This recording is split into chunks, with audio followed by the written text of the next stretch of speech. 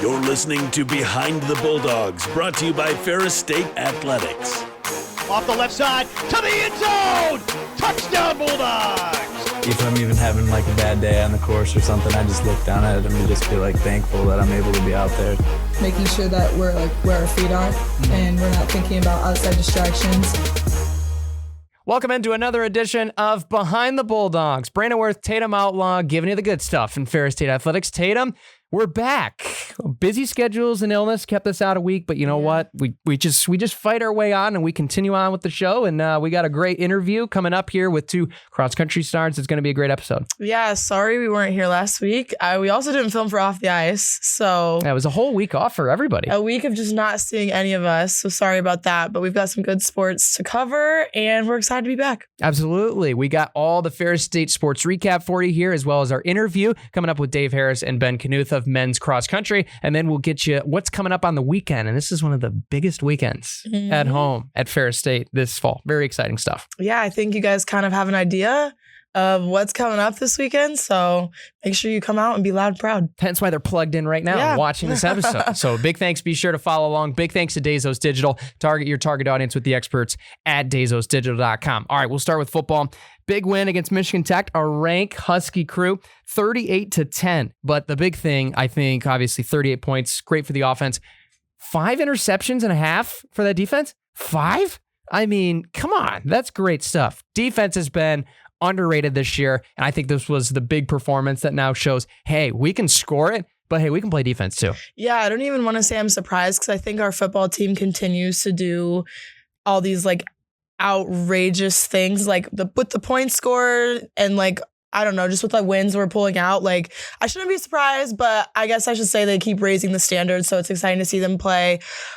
Great defense. We know they have great defense, but we're known for our offense. So especially against a good team like Michigan Tech, they're looking really good this year. So I'm glad we could pull out another conference win. Absolutely. And we got a big game this weekend. Stay tuned to figure out what that game is. They already know what it is. They already know what it is. So we'll talk about that later on. A certain volleyball team went 3-0 at tournament action this weekend. Very, very exciting. You beat Lewis 3-0 in the final day, as well as Walsh and Maryville in those two earlier matches in 4 sets. Just talk about the overall performance from the team in the Midwest region crossover. Yeah. Obviously, we want our entire conference to do well for that tournament. It's like a conference versus conference type of thing. We ended up getting the first seed for that tournament. I know it's been a little bit close between GV and us. So that was cool that we were able to get the first seed for that. And a big goal of ours was to perform well this weekend because it's a good halfway mark between the season.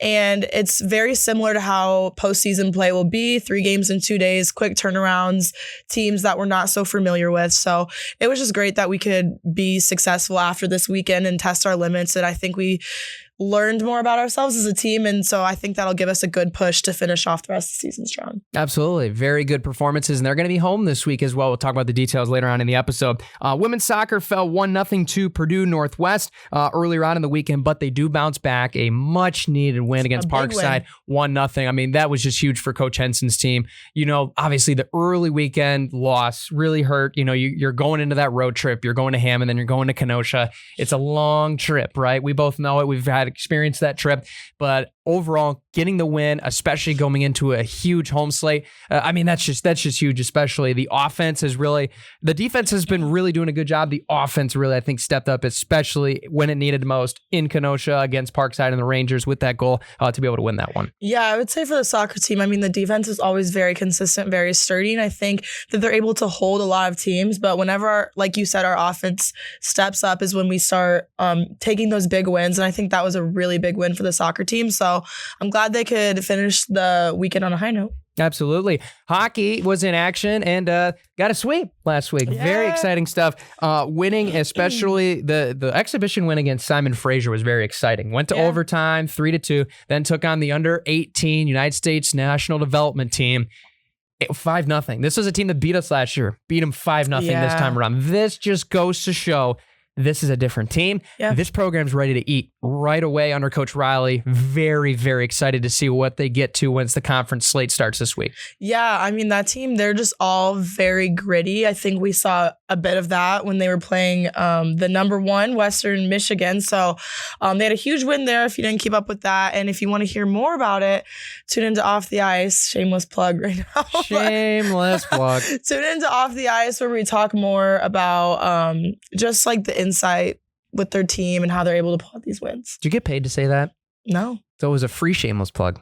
Yeah. Wow. You don't get this type of material anywhere else, ladies and gentlemen. Women's golf 9th right now after day 1 at the St. Leo Invitational down in Florida. They're soaking up the sunshine. Hopefully they bring it back to us as it literally hailed on our way into the studio this afternoon, which is crazy as we're in October, late October, by the way. But really good stuff from Coach Stark's crew and as well, Coach Doran's crew, really good job at Grace College with a sweep last weekend. So both of the spring sports getting their fall action and they're going on a high note. Yeah, let's just hope they keep continuing with this. Hopefully they stay consistent. Usually the golf teams do, but we're cheering them on from afar. Can we say they're both keeping on swinging? Yeah, they just keep on swinging. We'll just keep that idiom going, I guess, at the end of the day. With that, we will get you what's coming up this weekend here at the end of the show. But first, we have an exclusive interview with men's cross country's Ben Knuth and Dave Harris.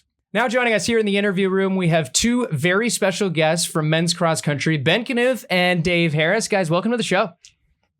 Thanks for having us. Absolutely. It's a very important week. GLIAC week here. You guys are going to be competing this weekend. Just talk about the excitement throughout the team and for you guys personally to be able to race in a championship atmosphere this weekend. Yeah, I mean, it's something we've been looking forward to all season since we first met. We have our goals and we've kind of touched on them each week. Each race was kind of like, how can we get better for this week? So now it's finally this time. It's finally this week. So yeah, I feel like going off what he said, I mean, this is pretty much what we've been building up to since like June when we started training. So it's just kind of nice to see like the whole puzzle come together and then all the guys are pretty excited and just ready to go. Looking forward to it. Should be a good day to run. For sure.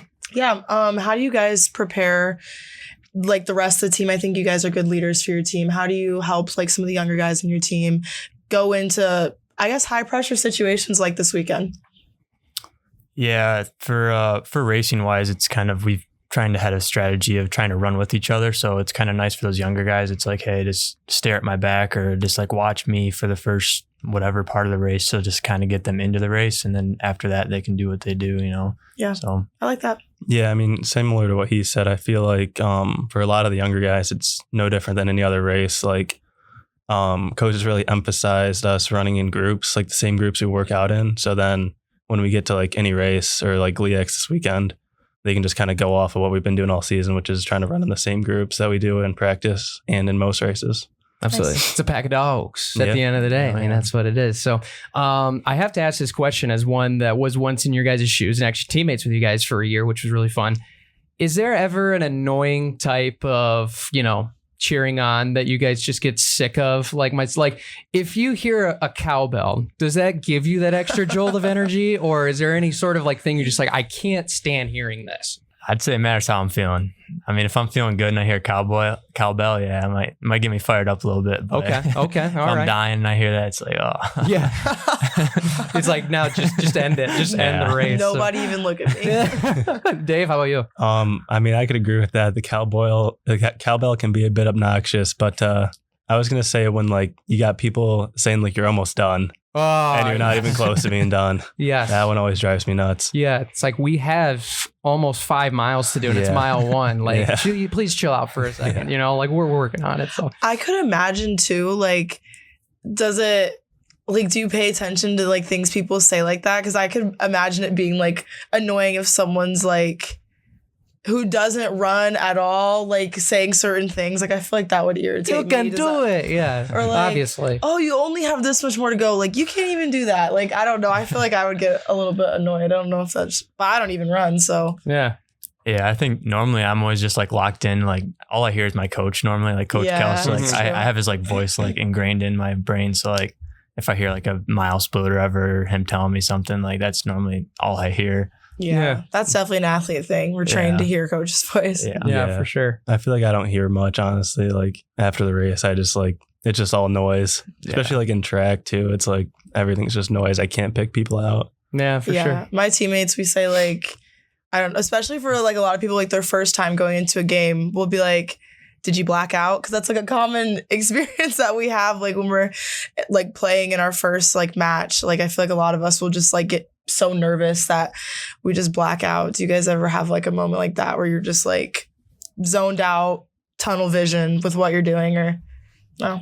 I think sometimes in like the start of the race, like the first like 5 or 10 minutes is always kind of like, oh, like you're just nervous. You get that nervous feeling. But usually once you hear the gun, it's like, all right. Gotta get the feel for it.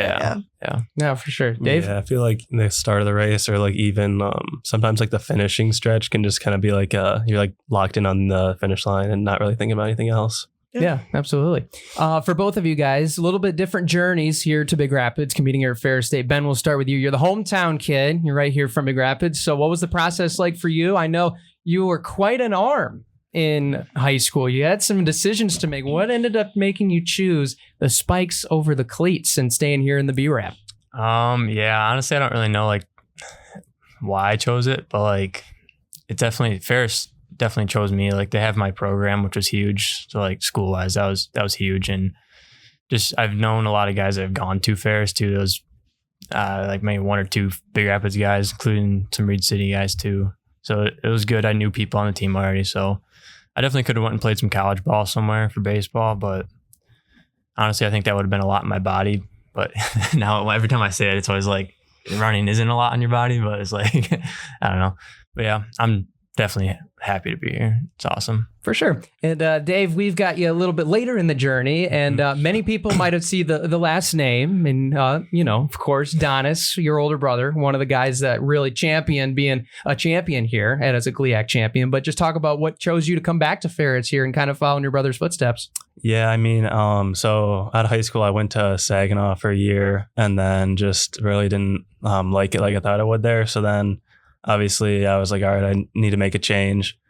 And so then a bunch of schools reached out to me, but I just didn't want to take a chance on anything else. I knew like coming from Donis going here, he liked it. So I was like, well, there's a good chance he likes it, then I'm going to like it because we're pretty similar people.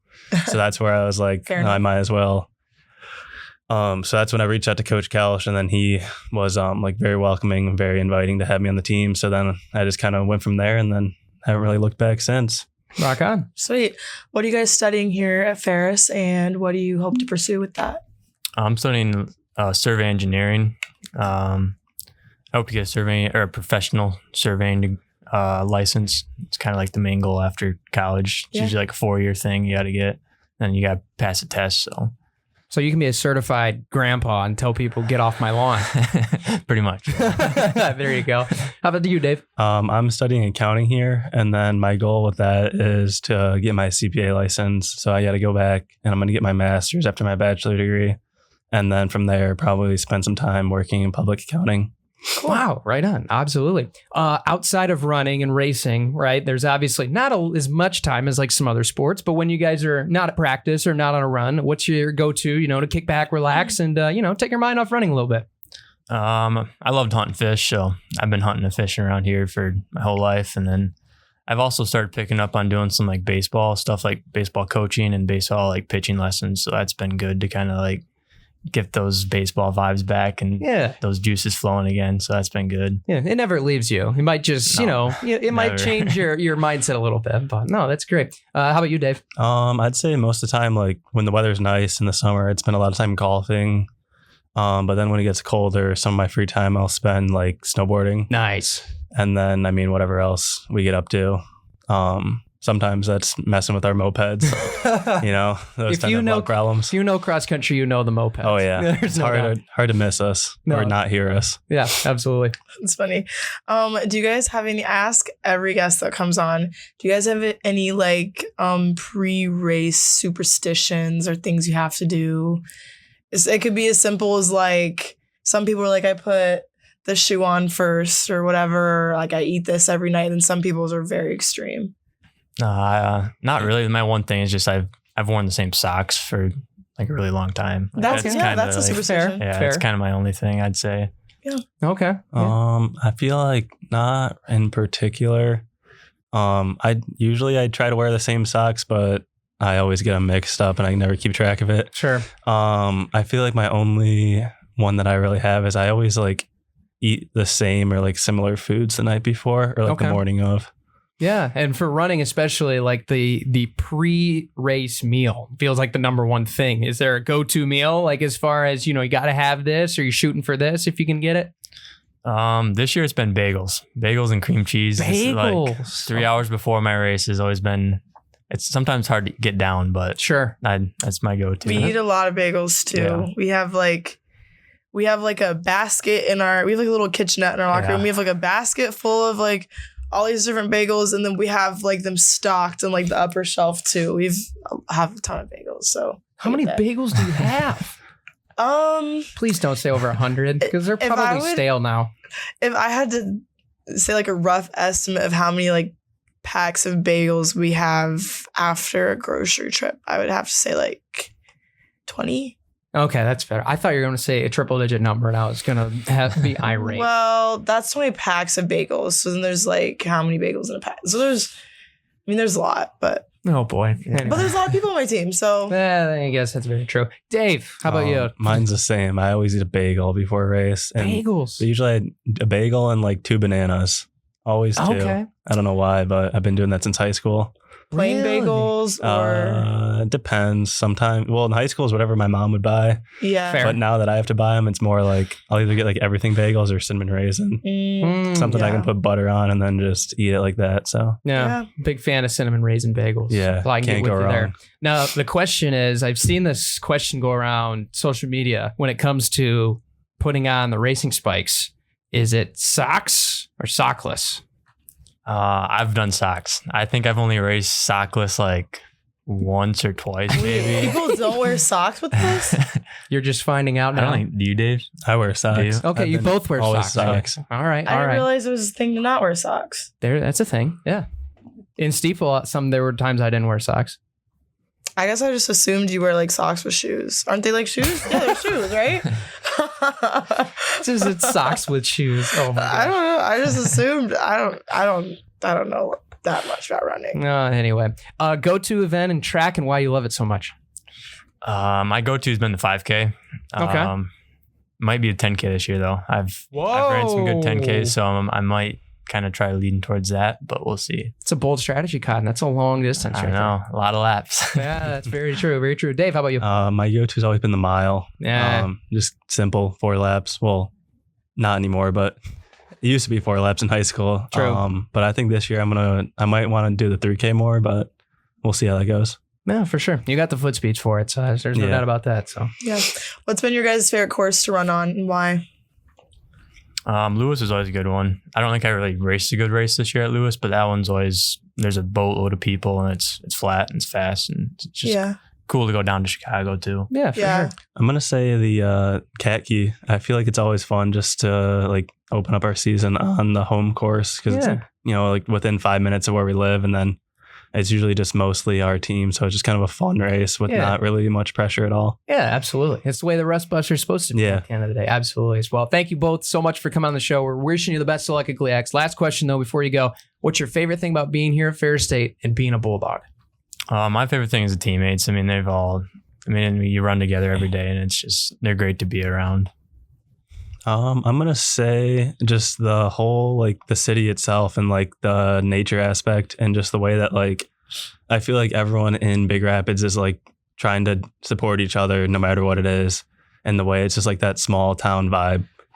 Yeah, absolutely. That's awesome. Well, thank you so much, Ben, Dave, for joining us here on the program, and good luck this week here in GLIAC. Thanks. Appreciate it. Big thanks to Ben and Dave for joining us here on the show, and wish them the best of luck GLIAC Championship weekend. They're pretty much first, and then we obviously got volleyball, football, soccer is going to be around the corner in tournament action.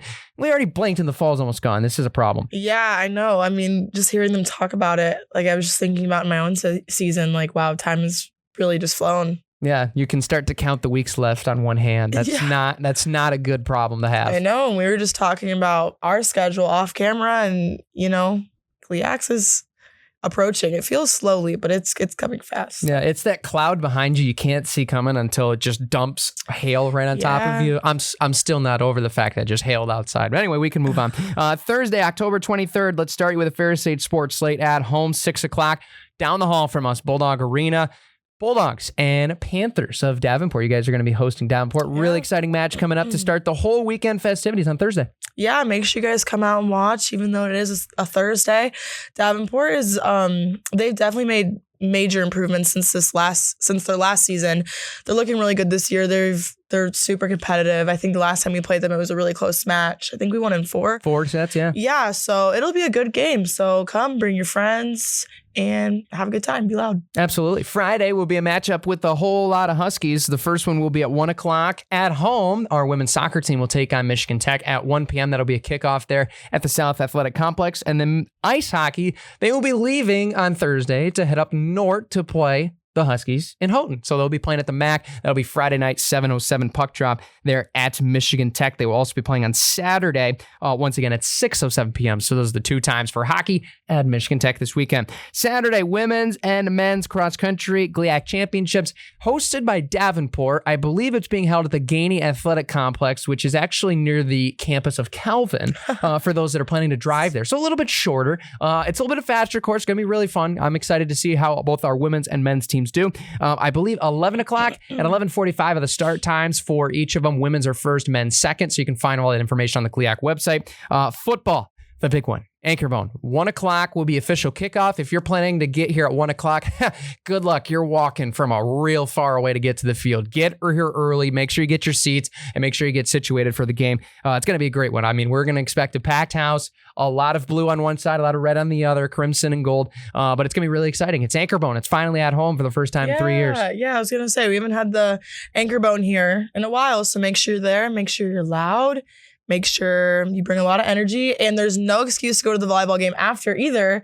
Bring that energy. You guys can go to both of the games. So, yeah. She said it. I mean, you have no excuse at this point. 5 o'clock against Purdue Northwest in Bulldog Arena. So after you have fun at the football game, have fun at the volleyball game right here. Both of them at home. 1 o'clock for football and then 5 o'clock for women's volleyball. On Sunday, October 26th, women's soccer will also be at home against Northern Michigan. That will be a 1 o'clock kickoff there on Sunday. So you got Thursday, you got Friday, you got Saturday, you got Sunday. 4 days of home action in Ferris Athletics. Yeah, and all the fall sports are towards the second half of their conference play, cross country. I mean, they have their GLIAC tournament starting, so make sure you guys just come out, support, be loud. This is like the most important part of all of our seasons right now, so hopefully we pull out some wins. Yippee. We hope so indeed. Tuesday, October 28th as well, men's golf will be competing in Florida. You can follow along with that coverage at FerrisStateBulldogs.com. That's going to do it for our episode here of Behind the Bulldogs, everybody. We hope to see you loud and proud in Bulldog gear this weekend, no matter if we're going to volleyball, to soccer, to football, whatever sport it may be. And we hope to see you out there, and we hope to see a very competitive weekend. Yeah. We'll see you later, everybody.